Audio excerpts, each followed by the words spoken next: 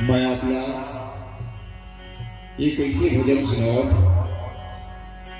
जैसे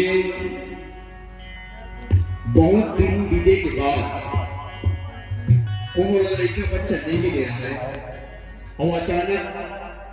भगवान की कृपा हो जाए तो सुंदर बेटा मिल जाए तो जेला बेटा मिले ते महतारी और वो बाप भगवान का धन्यवाद दे लगी से धन्यवाद परमात्मा बहुत दिन बीत गई मगर आज तक हमारे संतान नहीं हो रही मगर तो ऐसे कृपा हो वैसे तो तोर बिना न पत्ता हिले न फूल खिले सारी दुनिया ला सब देने वाला कहीं है रस परमात्मा। ऐसे ये भजन के भाव मैं आपने भजन सुनावा। धन धन हे मालिक तोला सब सुख दे डारे हमला धन धन हे मालिक तोला सब सुख दे डारे हमला धन धन हे मालिक तोला सब सुख दे डारे